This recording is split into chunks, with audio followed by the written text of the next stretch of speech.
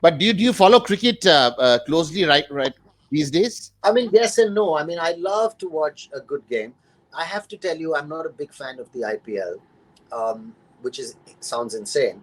I just Yeah, never have been. I took Ibrahim to my eldest son when he was a yeah, kid. He loves the IPL, yeah, so I took him to watch it, and I was a little amazed at how loud it was, which is great. I just thought everyone's shouting for every ball.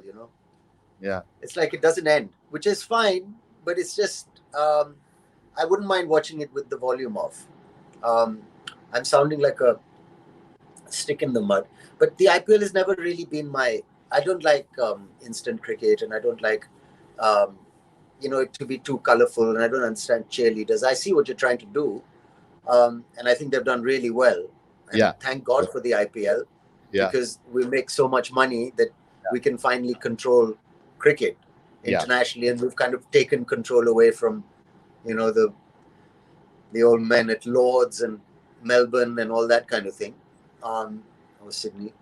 So in that sense, it's wonderful. And of course, the benefits of the IPL are incredible. I'm very proud of that. That to discover new talent, it's an incredible thing. And also, people who are slightly past their international prime, we can still watch them play and benefit from a longer life. And cricketers get a chance to make money. And coming from a family that understood, like my grandfather's an amateur, father was also an amateur, and I think once he was paid 100 rupees for a test match, and he said, please give it to the mochi who's fixing our shoes. He needs it more than I do, or something, he said. But he also fought for players' rights and yeah, trying to get. So I mean, we're very happy about those things. But whether it's something I follow myself and I get excited about who's winning or losing, I don't, honestly. um, I like to watch India play a test match. I like like I said, I'm cooking, so I understand the importance of things that marinate slowly and right, things that cook over time tend to yeah, be a little more tasty at the end. yes, So yes, a yes, good test match can be much more exciting. yeah, Uh, can be if it's yeah, built up and you've got like 9 fielders around the bat, and oh my God, Courtney Walsh is facing Glenn McGrath, and they need 35 to win, and Lara's at the other end on 250. I mean, I yeah, stayed up all night watching that. yeah, You know, and that I'll never forget that. And people don't forget test matches.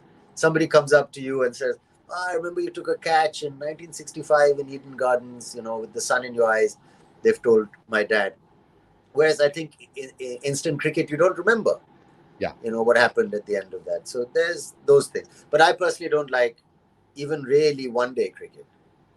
Um, After a point, I don't mind one-day cricket, but I like to see fast bowling.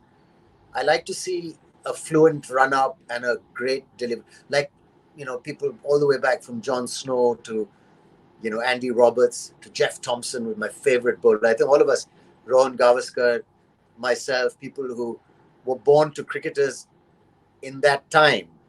The 70s was the most magical time for cricket. Just absolutely, after my father retired, we had the West Indian pacemen, you had the Australian pacemen. It was the era of fast bowling, and you didn't have helmets. You had open wickets, and it was a also, very. That's my. I still watch it, the 70s on DVD.